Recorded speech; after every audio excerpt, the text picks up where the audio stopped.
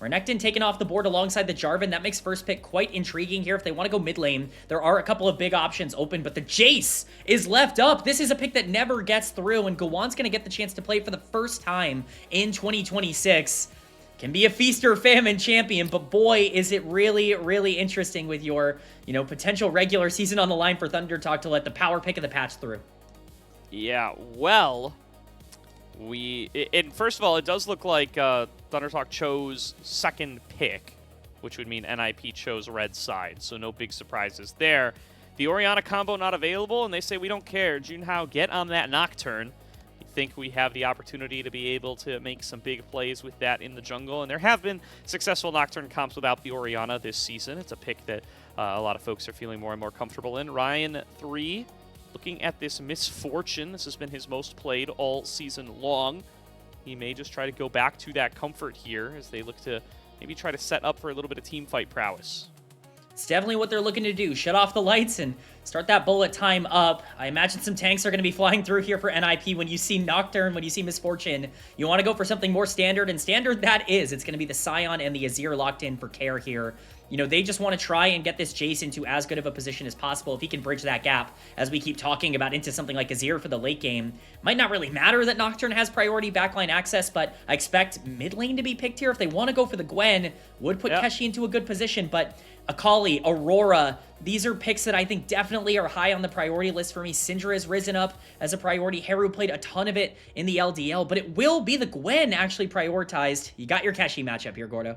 I like it. I like it. It's a good Gwen angle. I think it's not only good into the Scion, it's also solid into the Jace jungle, right? You can mist away the initial shock blast that most Jace jungles will be coming at you with. And you know what? You draft for the team that you have, okay? And the team that you have has had a very successful top laner. I think Keshi's one Gwen game that he played this season. He played it up against EDG. They didn't win that game, but he looked quite good, was able to pull a lot of pressure, was able to have some really nice plays in 1v2, 1v3 situations, was very good in the one-on-one up against, you guessed it, Scion. That's what everybody picks this Gwen into. This is good for him, and I think this is probably ThunderTalk's best shot.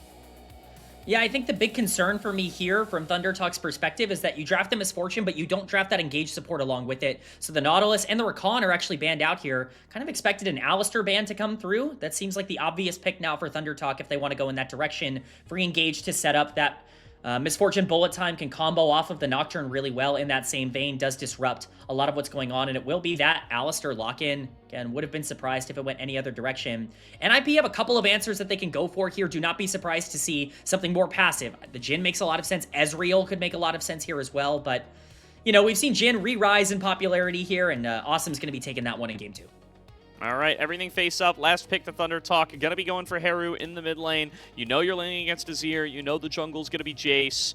I think the Akali's fine here, and they do, in fact, go for it. So not the most setup in the world for the Misfortune bullet time, but they do have a lot of angles of attack in these kind of skirmishy fights. They have a lot of different ways to get in and get onto the back line. It's going to be a tough job for Assum and Care here. And if Guwon doesn't get rolling, you could definitely see a world where ThunderTalk are just able to bowl over these team fights, even without that massive Misfortune setup. That's exactly what it is. This game is on Guwon for Ninjas in Pyjamas. You can get to Azir in the late game with Bard as your primary playmaker, but to get there, you're going to need another big jungle performance. He already showed it in game number 1, but I really like this draft from ThunderTalk. I think it has a ton of options to be able to play side lanes in the late game if you're able to get gold onto priority targets. I'm specifically looking at the solo laners here, both Keshi and Heru, the two rookies coming out, I think are both in advantageous matchups individually, and with that Nocturne wanting to have priority around that one item power spike, hitting that level 6, if that Akali can also be really active on the map, we can see some very devastating picks on some very squishy targets early. Absolutely, and NIP, you called it out earlier, Guwon, the least experienced member of this team. First time joining, we're all major regions now, but first time joining one of the big 5 regions as they've traditionally been known, or big 4 as you might call it, if you don't include the LCP in there. Was playing in the LCP last split with DFM as his debut. Had a solid little performance there. Now moving on over to the LPL for his second year in pro. Veteran from T1 Academy, HLE Challengers, bounced around in the LCK CL there. And now, fresh off a player of the game in game number 1, gets perhaps the most prized pick of the entire season so far, that legendary Jace jungle.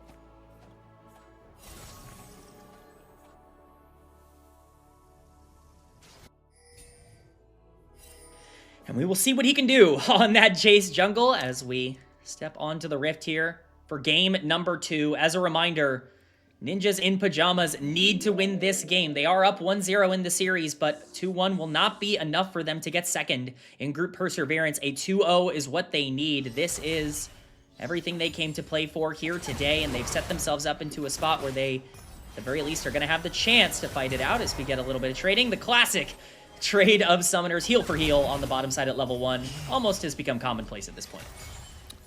Yeah, I mean, it is access to the minion wave for NIP. Assum and Zhuo, I think, feeling pretty good here. The level 1 headbutt only Alistar. Yeah, Feather is feeling the pain here as he drops sad B emote, and he is a sad B. He's a little depressed right now. Not going to be able to get XP off this wave. Not going to be able to get first UCS either. Going to lose the race to level 2.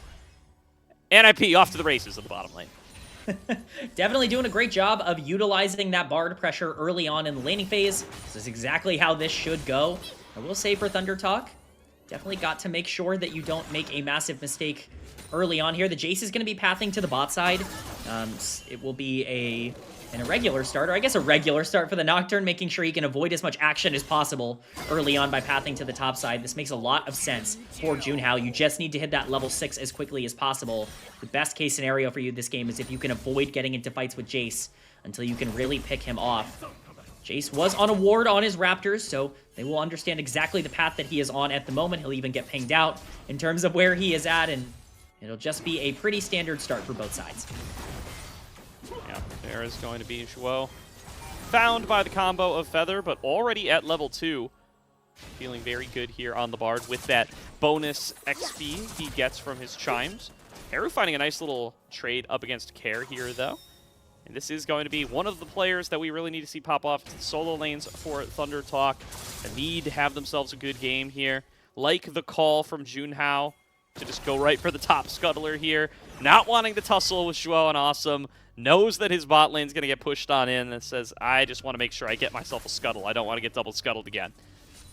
Yeah, he doesn't want the smoke, and he's right for not wanting that, but looking with that pressure from Jace to just delete the mid lane. This is the problem with Jace, is he can be anywhere in terms of a kill threat. See how aggressive Junhao wants to play this, but Guwon already exerting the pressure of this dominant champion. Absolutely. Trying to get on towards the Raptor camp, but Junhao going to defend it valiantly. Zhuo moving on up, but here is Feather as well. They will run into each other in transit, and Heru not dissuaded, but has to be careful. I mean, Guwon is in the area. He knows that he can't have made it too far. He was just contending for your Raptors, but Heru keeps a safe distance. It can get a little dicey there if you're the Akali, but you trust that that recall button has been channeled and that the Jace isn't going to want to lose his tempo by staying too long and poking you out. And fortunately for Heru, he is correct in that assumption. Jace is back out on the map, but credit to Junhao, he's done a very good job of just power farming. Nocturne's win condition here is to get to 6 as fast as possible, and again, just want to give him the credit he deserves for getting there. Keshi and Heru also on pace to be able to match that. Could see some skirmishes around some pivotal areas as Ryan takes a pretty rough trade here going into Assum. Yep, nice binding found by Zhuo here on the Bard. Be able to get that angle on towards the Misfortune, and yeah, it's already starting to be about a one-wave lead into Assum, and it might grow a little bit larger here as Ryan is going to look to take a little bit of a recall here. Keshi flashes over the decimating smash. Thinks he has an angle to solo kill Hoya here. At the very least has one to force him out. And Hoya already flashed, by the way, so Keshi has been giving him the hands already. I mean, Keshi showcased in game number 1 what it can look like to go into Hoya at full power, and he is really exerting it in game 2 here in a counterpick matchup. Let's not forget Hoya, a player that we spotlighted and highlighted early on as somebody that, you know, has been an all-pro caliber player. He's had some fantastic statistics Keshi doing a great job of going up against him. This is a big matchup for Hoya to survive. Feather, though, could be in danger.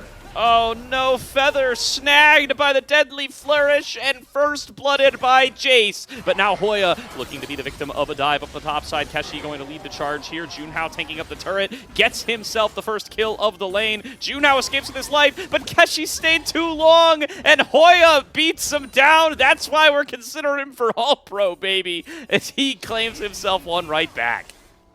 The power of the Scion on the top side of the map. I do not care that I used my teleport to go right into a gank. I am more than fine trading 1 for 1 while you expend your jungle resources top lane. Definitely at least a little positive to get a kill onto Gwen, but Guwon is overstayed. Yeah, Feather finds him here, gets the stun, and there go the lights. It's got to be a flash to get the recast from Junhao on the Paranoia. It's a little bit shorter range than you think it is, but he cleans it up regardless. It is another nice pick, but the fight's not over. No way.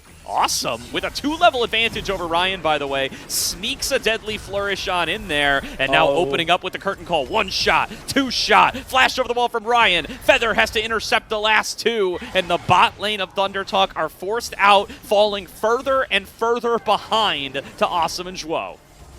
It's complete chaos, Gordo, at the start of game number 2. If we thought game 1 was going to be indicative of how this series was going to go, no thank you.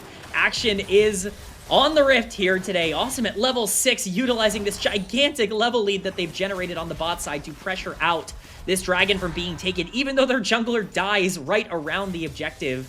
It's just back and forth right now. With all said and done, though, as we look forward, the massive gold lead that is still had is on Keshi on the top side. 700 gold lead for this Gwen. That's where Guwon's going to put his resources. Dude, when I said Assum and Zhuo were off to the races because they zoned them off a couple of minions at level 1 into 2, it was a little tongue-in-cheek. At least it was supposed to be, but somehow Ryan's, like, out of the game, man. He's down, like, 2.5 levels and falling immensely behind. Assum has a 500 gold lead right now. And this is misfortune. Like, this is not a champion that is just naturally going to figure it out. Of course, the bullet time will still hurt no matter what, but being down in gold to Jhin is a problem for this champion, and it really hurts the comp overall. Now you're even more reliant on these Nocturne ultimates to be available and to dive in alongside the Akali. Dragon pressure also not really on the table. Dragon has been up so long that grubs are spawning right now on the top side of the map. We'll see where each of these teams want to prioritize. Currently, Junhao is on the top side. Keshi keeps trading with the ult popped. Yeah, Keshi is looking for the all-in here. Does get another nice trade onto Hoya. Knows that the TP is still unavailable. And, you know, he's got his own pretty significant lead up on this top side. The kill definitely helping him out. And the fact that Hoya traded kills onto him meant that he did not get to use the zombie to pick up those minions. He's definitely going to prefer the kill, but it does mean that the CS lead grows larger and larger, as the grubs will be cleaned up by Junhao, and he's going to continue to camp up towards the top side. He has the Paranoia, but with Keshi not having access to needlework, they are not going to want to try to dive Hoya right now. I mean, this is an egregious lead on the top side, but it is going to be an objective for objective trade. Will be Dragon going over to NIP with that bot lane pressure that we've talked about, and of course top side pressure going in favor of ThunderTalk. It does look like it's going to be a bit of a split map situation here for both of these sides. I'm definitely going to be watching Junhao, though, on this Nocturne. The most important part of the game is right now for these two junglers. First item completed for Guwon. It's going to be that Youmuu's coming in for the Jace. Junhao can't be too far off of his own completion, and once we start getting those first items in for both junglers and mid laners, a lot of that explosive action is going to break through. And you can't be making a mistake on either side, giving a gold lead over. Definitely not. Looking to see if the Riftmaker is going to be ready to be completed by Keshi here. Does he get it on this recall? He does. TP back for both top laners. That's a huge item spike for Keshi here, especially because Hoya has not been able to finish the Hollow Radiance, which is, I assume, what he is working towards here. And that means that Keshi is going to be even stronger in this one-on-one than he has been so far for at least until Hoya is able to recall and pick up another item. And that's going to mean he's either going to get a kill, he's going to get some plates, he might get both. This is a very, very strong point for Keshi right now, and he's got the support of Junhao on the top side. He's going to want to hold on to that for as long as he can. He has definitely got the support of his team, and he's got the support of the ThunderTalk fan base right now, because he has been terrific for them throughout this split. For now, it's Heru, who's at least pulling some pressure in the mid lane with Feather and Zhuo both making their way here. Guwon is in the area. This could be dangerous for the Alistar at level 5. Yeah, Feather regretting that headbutt a little bit. Could have regretted it more if Zhuo had thrown down Tempered Fate and tried to actually engage a fight onto him, but this time he will be able to walk away. But still, the showing of all those members down towards the mid, it gives a little bit of relief over to Keshi, who is going to continue to trade with Hoya as aggressively as possible. Feather now hit the level 6, is spotted in transit, but just going to shrug off some annoying Bard meeps, which is par for the course in these sorts of matchups. Yeah, I'm surprised to see the game stall out in the way that it has right now for ThunderTalk. I think this is the time where they need to press their advantages, but I imagine they are a bit scared. It is a 1k gold lead for Keshi on the top side, and it is an even gold game in general. That goes to show where the rest of NIP are at, and most of that is going to be on Assum, on this Jhin. It's going to be able to do a lot of damage in these fights if you want to take them around both the Jace and the Jhin with the Bard, able to CC through a lot of it. Can't really afford to get gold onto Care in the mid lane either with those first items coming through. Heru's still behind on that first item completion. Not quite there yet, so a map state that you would typically want to fight in if you're ThunderTalk with this Nocturne Akali. Not so inviting as maybe you would expect. No, not at all. So the Nocturne and Akali haven't quite been able to find an angle to be able to start much off. I think it's a little quieter than you would like from the Nocturne. You really want to be using that Paranoia cooldown to be influencing lanes. That said, if he had shown up top a couple of times and Keshi was at a 1k gold lead as a result, I think we would be saying, hey, he's done a solid job. So you do have to still look towards what they've accomplished in this top lane. It is increasingly going all into Keshi's hands, though, right? Ryan is significantly behind, and Assum, once he starts completing some of these items, it's just going to get even harder for him here. Keshi going all in on this one-on-one again. I don't think he's got enough for the solo kill, but can once again just try to pressure Hoya out of this lane. Multiple members of NIP coming into collapse, though. They are all here, and Keshi is overextended. Oh, Keshi, that last dash forward, very regrettable, and there's no way he's getting out of this one with his life. Will be chased down, and Guwon puts himself on the board. It's an engage towards mid, though. Nice block with the flash, stopping the shifting sands, but he still has Emperor's Divide, and Care will divide mid lane with it. Escapes the gank while the top laner falls. It all comes up NIP. A massive shift for Ninjas in Pyjamas. They get the play off on the top side. They get their kill and a lot of gold into the pocket of Guwon in particular as Zhuo caught Heru. Dives back in over the wall with the perfect execution. Doesn't have the damage to finish off Zhuo and will have to bail out. A little dicey there for him for a moment. We'll still be able to suck up this wave on the top side. But NIP get nothing back. It's two positive plays, or sorry, ThunderTalk get nothing back. It's two positive plays for NIP in one. I mean, that one of the big advantages they got was the flash on Azir, but now you've burned the flash on Akali as well in that play, and all of a sudden things are really looking up for Ninjas in Pyjamas. You're about 20 seconds away from the dragon spawning, and Guwon's going to be there. He's got flash available. He can be aggressive. Junhao has no flash. Heru has no flash. Keshi has teleport coming up, but also no flash for this play. This is a big dragon fight to really accelerate the game, and NIP are in a perfect position to prioritize it. Yeah, I just don't think Keshi's going to be here at all. The TP is still a little bit of a ways away. And I do think Guwon's going to waste no time in trying to start it up. Pressure on the bottom side from Care as he continues to shove the wave into Heru. And NIP, of course, with that advantage in the bottom side. Ryan did manage to finish off that Bloodthirster, so he's not too far behind in item value coming into this fight. But they do not have control over the river, and Guwon already taking this dragon to about half should be all NIPs.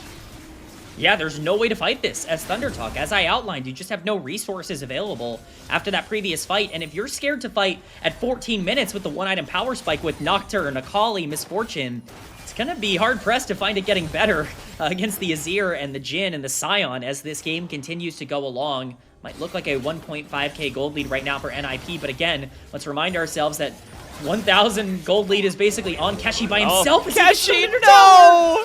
Oh, Keshi nearly solo kill. Hoya flashes forward, but doesn't have any abilities to land on him.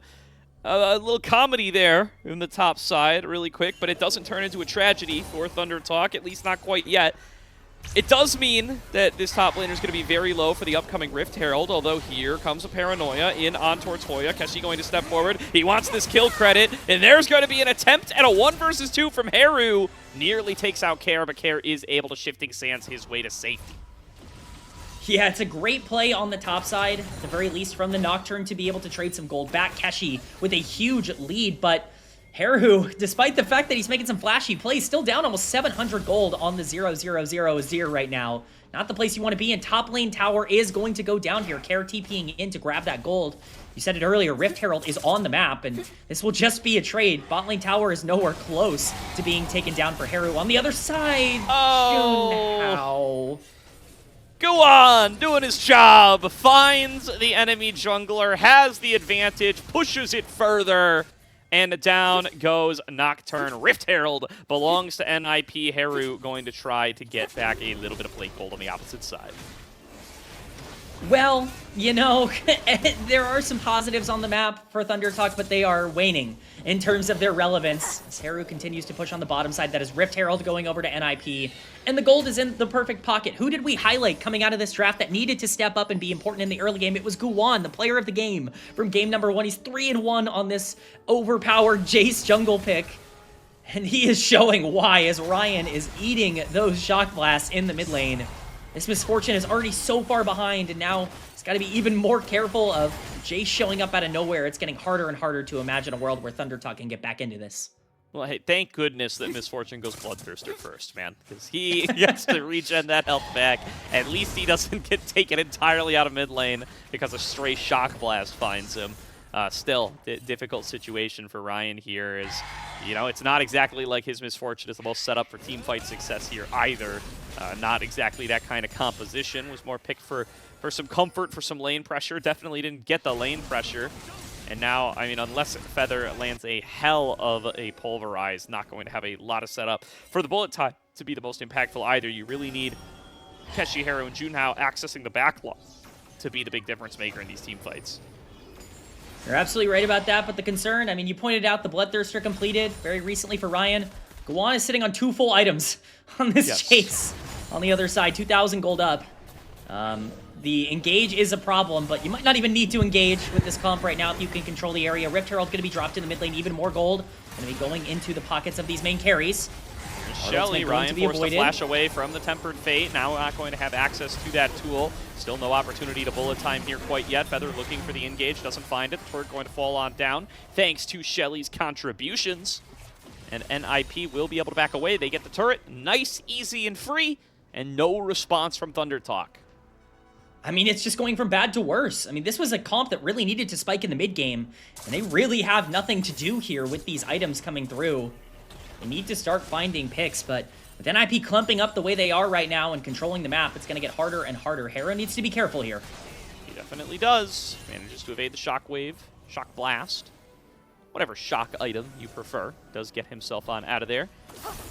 Eyes on Keshi still. Keshi now did just hit his second item spike. He gets the Dusk and Dawn. That item is busted. And that item is what ThunderTalk have to put their faith in at this stage. As he is very close to taking down that top lane turret. And looking like he will be able to take a recall here, probably finish off the tier 2 boots, and hope that that will be enough to take him over the line. In fact, he's just going to shift over to bottom side right now and let Heru lane up against the Scion. It's probably for the best. You need Keshi to be in as active of a role as possible. We were hyping this guy up, and he's going to need to showcase it. He is the entirety of ThunderTalk in this game. As NIP just continue to control the entire jungle. Feather getting pressured out from even using the Blast Cone as this dragon is spawning in 10 seconds. NIP have complete domination over this river, and TT have to fly blind into it. Oh, Ryan, gets hit by the Deadly Flourish. Does get a nice bullet time down before he falls, but Guwon will claim his life. Heru TP's in. It is a 5 versus 4 NIP with the numbers advantage. But ThunderTalk just can't give this up for free. They have to show up at some point. Another deadly flourish connects. Curtain Call opened up. Feather forced to ulti, but Keshi gets over here to try to put some pressure onto Assum. Here's the Paranoia into the backline. It's followed up with by Heru. There's going to be the Tempered Fate landing onto 3. Guwon low on HP will be executed by Heru. Perfect execution comes across the team, but he's not able to find the damage to be able to finish off the fight, and Keshi was taken down by Assum. NIP, a double kill to the Jin, going to secure themselves sole point off of this fight win. It cost absolutely everything to take down the Jace. Unfortunately, there's just nothing left in the tank. Once you take down that jungler, the Nocturne ult is utilized, but there's just no damage. Heru is too far behind and doesn't really find any way to execute. Ryan, who's had a really tough game on this Misfortune, is once again just caught. He's tagged by the Shock Blast, and at this point, no bullet time is going to be able to save you. 80 carry down, and that is a fight win for NIP. ThunderTalk realizing, hey, we got to fight this. If we don't fight this now, I mean, the game is over. Keshi is here. We have to utilize these resources with the Azir kind of roaming up. Unfortunately, with that Curtain Call down, even with the Nocturne ultimate going on to a priority target, it's a great Tempered Fate coming in here from Zhuo to kind of stall enough time for the rest of the team. Keshi's ult actually goes wide onto Care because of that Tempered Fate. Keshi gets bursted down. And no Gwen, no 80 carry, no damage. This Akali certainly can't break through anybody right now. NIP just playing it beautifully, using their gold lead to their advantage, and really just showing why they are the big favorites right now in this series. Yeah, absolutely here. I mean, it was a good effort to try to get that shutdown gold onto the Jace, and they do manage to do it, but it will not be enough, not even close, to pull them back into this game. NIP opportunities to win the game abound. ThunderTalk opportunities dwindling as they continue to try to find ways to get on into these fights. They need Ryan to not have that happen. They need to be able to keep him alive and participate in these fights. I think the execution ended up not too bad. You know, if you had a bullet time on top of that, if you had Misfortune as another threat that needs to be dealt with, dealing with the autos, maybe that fight looks a little bit different, but no dice. And the ThunderTalk find themselves further behind than ever, and without control around this top side, as NIP might be setting up to, at the very least, threaten the Baron. They are definitely going to threaten it with the amount of damage they have on their comp, even with the Jin. They should be a very, very serious threat to take this at any moment. But once again, I direct your attention towards the minimap. Where's the blue? It's all red right now in terms of the wards. I mean, this is unbelievably good vision coverage from Ninjas in Pyjamas on the top side of the map. There's really no way for this Nocturne Akali pick comp to be able to fly blind into Jace and Jin and Bard and all of these tools that are going to be able to disengage so effectively. You gotta start sending pieces in, but it becomes even more difficult without that gold lead that you need to have generated by this point. 2,500 for Guwon, 2,000 for Assum as the lead here. And with these third items starting to get completed for some major carries, it is going to be a quick fight if it ends up breaking out. It really, really will be, unless it's some kind of major backline access for Keshi, unless it's a huge engage for Feather with the bullet time layered on top of it. You know, the hope isn't completely gone, but it definitely needs to be some big mistakes from NIP for ThunderTalk to be able to capitalize and pull themselves back into this one. They are able to take a turn up on the top side here, clear out this vision, make sure that NIP can't get a free waltz into the Baron without any kind of contest. And these are the kind of steps you need to follow here. It's about a minute and a half until this next dragon, and that is where the stand has to be made. You do not want to be dealing with Azir Jin Jace with an Infernal Soul and try to win from that position. It's just not likely to work as Ryan is stepping up in mid lane. Hoya's waiting behind him. Everybody's... You could cut the tension with a knife, but he does manage to stay alive this time. Every time Ryan is shown on the map, I get this overwhelming sense of dread that he is just in imminent danger, and it's never a great place to be as an AD carry. You're absolutely right. He is in danger. Oh. Right now, it could be them in danger. Paranoia thrown on down. Zhuo going to be under pressure, has to fall back towards the Baron, will be able to do so, and no actual accomplishment made. That's a long cooldown blown by the Nocturne, and nothing is accomplished for it, so NIP now feel confident that no Nocturne missile going to be flying at them, at least until the next Dragon spawns. And I think just as importantly, it means the lights can't be turned off to stop a Hoya teleport in, which I think is one of the main ways that NIP could actually get caught out, is if they don't have their tank available. But now, again, no paranoia means that that teleport is free to fire off if a fight ends up breaking out. 30 seconds on this Soul as they take down the mid lane tier 2. Just more gold into the pockets of these main carries. And it's a 7k gold lead for NIP here at the 25th minute. If you give an Infernal Soul to Jace with 4 kills, I mean, that is where things get real rough, real fast. It's going to be difficult to break through. This is a must-win fight for ThunderTalk, and they're going to have to set up soon. All right, here's the thing. Cooldown reduction's a hell of a drug. Junhao is going to have the ultimate back up right as the dragon spawns. But the thing is, Hoya's not even going to try to TP to this. Hoya's just playing bottom side, and they're abandoning top entirely. And Keshi's not up there to split push, so it actually does not matter that they are doing that. Heru maybe could have done it as well. Instead, it's actually NIP pulling the trigger. Flash from Ryan to get away from the Tempered Fate. Paranoia into the back line. They are going to be able to find a knock-up as well. Damage coming through on towards Assum, but they're not really going to be able to pressure his life total, only taking him for about a third. It's only Feather and Junhao who are actually able to hit him at the end of the day. Keshi didn't find a way in. Heru didn't find a way in. Ryan doesn't have anywhere to hit. Feather's already dropped on down. There's no front line left for ThunderTalk and NIP. It's almost too easy. They win the fight by default, and therefore they get the Dragon Soul as well. There's just no damage. There's no way to fight it out. ThunderTalk are going to try to make a bold call here to trade this Baron, but I don't know if they can take it in time. They're going to start it up, but NIP are going to be in the area. They're pulling off. Oh, Gwen's Baron speed is the thing that ThunderTalk are going to bank their entire game on. No, they aren't. They back away. They did maybe 1k damage to it and thought, nah, we can't do this. Care, gonna claim a solo Dragon Soul. Yeah, it's not going well for ThunderTalk. I mean, it looked like it could be a good catch. Assum ends up ulting right in front of the entire front line of ThunderTalk and does get a little bit punished for it in terms of his positioning, having to cancel that curtain call very quickly, but there's no damage. I mean, there's nothing coming through here for ThunderTalk to actually threaten out any of the backline of NIP, even when they are able to lock up critical pieces. When you're 3,000 down on Nocturne and when your Akali is not really in the game at all, it just becomes so difficult to take these fights. Keshi was not really able to find a priority target in that fight either, and that's where all the gold is for ThunderTalk. Feather getting his back interrupted here, just adding insult to injury, but Baron's still on the map, and Infernal Soul inquired for this comp. Oh, Zhuo? Oh, Zhuo a little bit found. Heru on top of him, and Heru should be able to finish this off. Gets him through the Tempered Fate. And a quick solo kill found by Heru. Nicely done. Forced to flash, though, as Hoya is in his face. They're going to have to use the Unbreakable Will from Feather as well, who is 7 levels behind this top laner, by the way. That's 2026 things. You know, shout out to all the support mains out there. You just kind of get used to having 0 experience throughout a lot of this season. But it's a nice pick from Heru. You know, we've seen him look for a lot of these 1v1s or 1v2s throughout this game up until this point, and they've not always gone according to plan, but getting gold on Akali is a way to potentially get back into making this interesting. It's going to take a lot more of those picks in order to turn it into anything, especially with that Infernal Soul acquired, but still plenty of tools to be able to create plays if you are able to find mistakes on the other side, but that's what it's going to take, some ninjas in pajamas, oversteps and mistakes, and we'll see if they can make that now with Guwon having so many defensive trades. Feather. I can't believe Assum landed that deadly flourish, but RIP Feather. And you know what? A quick moment of oh, wait, hang on a second. Dive in from Junhao. Quick magical journey out.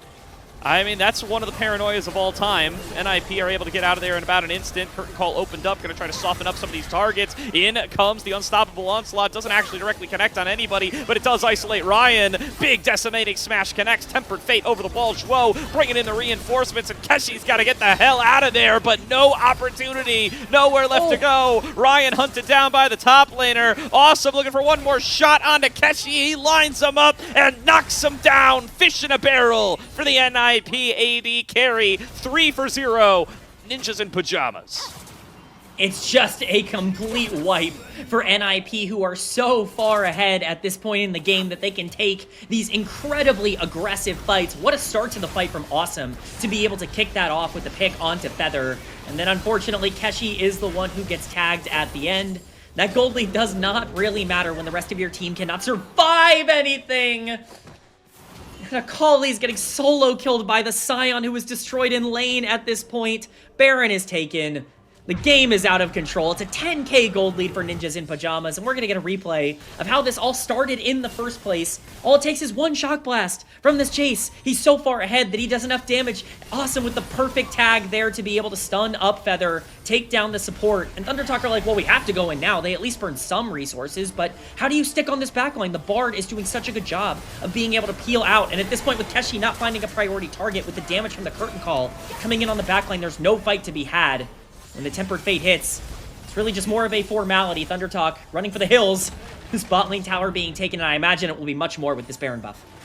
Yeah, the siege is going to be difficult to respond to for ThunderTalk, and I mean, a moment of silence for Clear Love and the EDG boys, right? One must imagine them pounding their fists on the table here, just begging ThunderTalk to be able to find a way to win a game. And it is not coming up here. Tempered Fate going to slow up Feather. They are going to be able to dive in onto him. Keshi and Heru find their way onto the chase. Guwon falls down, as does Care. The best looking fight ThunderTalk have had all game, but it just comes too little and too late. Assum's still alive. Hoya can tank turret all day long. It's still a 3-for-2, and it's still the base getting busted open by NIP. We've given a lot of credit to NIP's plays throughout this game.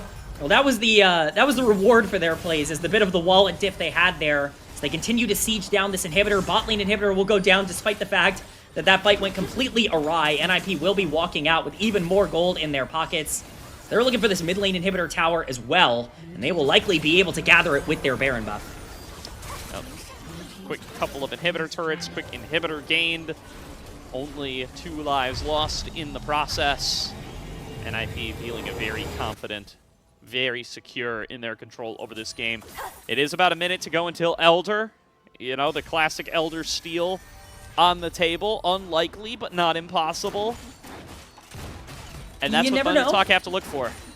Yeah, I mean, anything's possible. A Nocturne ultimate flying in, anything can really happen in a pit like this. We've seen plenty of steals. I think it might take more than one Elder steal in this game in order to equalize things. We're talking about a 5,000 gold deficit for the AD carry in Ryan here. He's on his 3rd item. And then look at Assum's inventory right now. He is on 5. That is a pretty big difference in terms of the damage coming out from Jhin. People wonder if that champion can carry. Well, I'm pretty sure he can with this amount of gold invested. That 12k gold lead going to good effect. But that Elder spawning in 30 seconds. We once again take a look at the vision. A lot of control in the mid lane right now here for NIP, but not so much on the bottom side. We're going to need to see a lot more effort put in there by Zhuo as he goes to clear it out. Try to make sure that, at the very least, ThunderTalk will be flying in blind no matter what. Now, here's the thing. I wonder if NIP just don't even want to bother with the Elder, because it's kind of the only way they lose the game. It does look like they are going to go for it here, just because it'll force ThunderTalk over into a fight, and then they don't have to take any sort of risky positions. But, I mean, Junhao's on Nocturne. You can't fully force this guy out unless you find him. There goes Feather. There goes Heru. 2 members already gone. Care might even be able to finish Heru. Oh, they're opening up with the curtain call, and here we go. See, we're just going to ignore the Elder Dragon. In goes Hoya. Charge onto 2. Quick double kill for the Scion top lane. Make it a triple kill to the Scion top lane. Hoya, despite the early game struggles, arrives to game number 2 and is looking to see if he can make it the full penta. I don't think it's going to happen, but NIP happily march into the base. 3 kills to their name. Heru dives his way in to make the last possible stand. Pushed back into the fountain. Executed by NIP. And they will successfully complete their mission. 2-0. Top 2 in group perseverance. Locked in. They have an upper bracket spot in Knight's Road. And they do it in dominant fashion, Gordo. This was an incredible game number 2 from Ninjas in Pyjamas. We can talk about the fact that it was against ThunderTalk and that they weren't a particularly good team in the regular season, but this was one of those games that you just go, okay, I see the vision. I understand the idea for NIP. This is a team that has struggled to play comps like this throughout this year. Not today. They absolutely decimate a ThunderTalk team and punch their ticket into that upper bracket. Yeah, and this was the draft I wanted, Kman. I can't. Listen, I love you, Keshi. I've been real impressed with what you've been able to show us this season, but you know, some things aren't meant to be, and one of those things is ThunderTalk winning a 2nd game in winter 2026. That said, they're not done. They have a postseason ahead of them. Group perseverance. listen, you can go 0-6 in series as long as you performed as a top 10 team last year. You do still get a best of 5. It will be against LNG. As we called out at the beginning of the night, things do get worse for ThunderTalk, believe it or not. So steel yourselves, as a harder opponent is up next. I mean, talk about like a tough draw here where you're like, oh yeah, we at least have the luxury of being able to play against a team from Group Nirvana. Oh, it's an LNG team that certainly shouldn't be there in the first place and, you know, is one of the biggest threats in the entire league in terms of the form they're in right now. You know, for ThunderTalk, obviously a lot went wrong in this game number 2. I think a lot of their plays went awry, but we do want to give credit where credit is due. I still think the solo laners, these rookies, continue to show a lot of good things. Keshi got a massive lead individually in his counterpick lane, and Heru had a couple of nice moments on the Akali as well. If this game state is even remotely average on the bot side and in the jungle, then perhaps it's potentially playable. For ThunderTalk, alas, that was not going to be the case for them in this one. Yeah, definitely not. So we'll see if they're able to find similar matchups against LNG. Of course, the 6-0 to ThunderTalk's 0-6. And as you kind of called out there, I mean, perhaps the strongest team in Knights Road? I think there's a conversation to be had there, and I'm sure that conversation will be had as we get into the next week of games and start to actually feature Knights Road. That's going to be taking place right before we break for Chinese New Year, if I'm not mistaken. So going to be a big party over there. And you will see both of these teams present. You'll see NIP nice and early because they will be in the upper bracket as their reward for both winning this series and, you know, for their better game record in comparison to EDG. They find themselves at +4, which is actually the same spread as Team WE. It had things played out a little bit differently. They could have even gotten first here. WE, of course, with the more recent win, as the NIP WE head-to-head record is 3-3. WE having the more recent series win is the third-string tiebreaker there. So congratulations to WE for their first seed, but NIP definitely happy to get the second, happy to get that second life, happy to get another opportunity to qualify to the true playoff bracket. Look, it's not, you know, number one. I think going up against Invictus Gaming right now seems like a bit of a prize to maybe some teams coming out of Group Perseverance with the way that they might be playing at the current moment. But certainly this is, you know, something that you can say, bare minimum, we have that extra life. And you know what? There are some teams in Group Ascend that are beatable, that aren't Invictus Gaming. I mean, we still don't know who's locked in for that bottom 2 spot, whether it be, of course, I believe Weibo Gaming and Top Esports are fighting it out for that top 4 spot, which we will learn a little bit more about, you know, later tonight. But whoever it ends up being, I mean, there are some teams that definitely are, you know, killable. They are slayable in Group Ascend. And so getting yourself that extra life, even if you're not able to take down one of those Group Ascend teams, to have another shot at a Group Perseverance team, which you've shown you can beat, I mean, that's the kind of advantage that NIP have earned themselves here tonight. Yeah, definitely. I mean, nobody that they've, you know, been out against in this group, right? They split series against WE. They split series against EDG. They can definitely, you know, take the fight to these guys, and of course the quick 2-0 over ThunderTalk, kind of according to expectations for them. And you know, but we did say at the beginning of the night, right? They've been shaky starting off series, and that's one of those things that it feels like they've cleaned up in the back half of this season. That and Hoya, like, they seem to have really leveled up in this kind of back half here. Yes, they lost to WE and EDG the second time around, so they're not the most thrilled in the world with that, but been seeing cleaner play from Hoya, have been seeing the ability to take games in game number 1, and they're coming in on a 4-win streak because they got to play ThunderTalk twice. So all these things make you feel a little bit better if you're an NIP supporter. I mean, they started strong and they ended strong, right? Like, that's the goal. That's where you want to be. You want to be a team that can figure out what they want to do, you know, be able to adapt to the meta quickly, and then end with a lot of confidence. That's exactly where they're at. There were a lot of people that were predicting this team to be one of the worst in the entire league at the beginning of this year. Bottom 2, bottom 1, nowhere close. People thought that they would be what ThunderTalk was, but here they are, like a genuinely competitive team with a lot going for them, and with a couple of players that are really doing a great job. What a day for Guwon. I mean, truly a fantastic performance from him, a massive jungle gap in this series, and if he's going to play like this, even on carries, going into more series, I mean, that is the kind of evolution that this team can really use to take that next leap, if you will. Yeah, absolutely. I mean, definitely he was the risk on this team, right? Guwon coming in, having not really played in a premier league, right? Not in those top 4 leagues, the leagues that get 3 world spots, right? Previously. and now doing very, very good in his, kind of first foray into the LPL. Yes, it's in group perseverance, but certainly should be plenty happy with that one.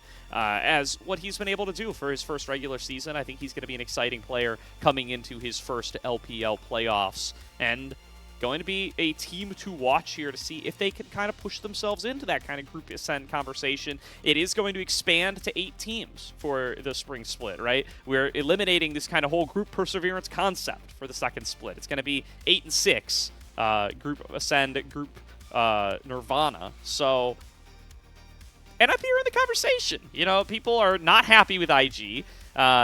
People aren't super happy with top. There's room to be able to go in there and kind of snag some of these spots, even though LNG look really good. Outside of LNG, I don't think there's other super clear promotion candidates, and it remains to be seen how some of the lower tier Ascend group teams look up against some of the higher tier Perseverance Nirvana teams.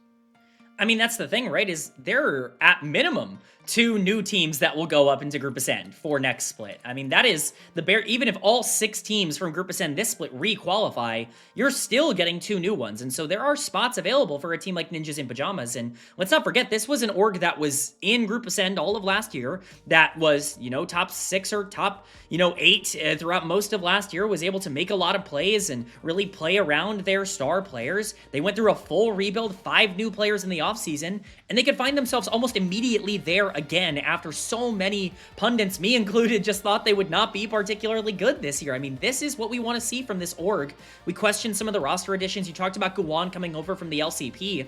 Let's be clear, he was benched in the LCP last year for Detonation Focus Me. It wasn't just a bad year, it was a really bad year, and this was a big question mark. He is coming through big. Hoya's had a really big turnaround from his performances last year. I think you can look at someone like Zhuo, that while he was on a good team in JDG, was not regarded particularly highly. All of these players are rehabilitating their own reputations and carrying the org alongside them as well. Definitely a really good night for Ninjas in Pyjamas. Congratulations to them for earning that top 2 spot in the group. We're going to throw it to a break now while we get ready for our second series of the night. That's going to do it for Kman and I on tonight's broadcast. So thank you all for hanging out with us. We will see everybody after a short break as we bring in 2 new casters and a second series visiting Group Ascend to see if Top Esports can try to pull themselves up in the Ascend.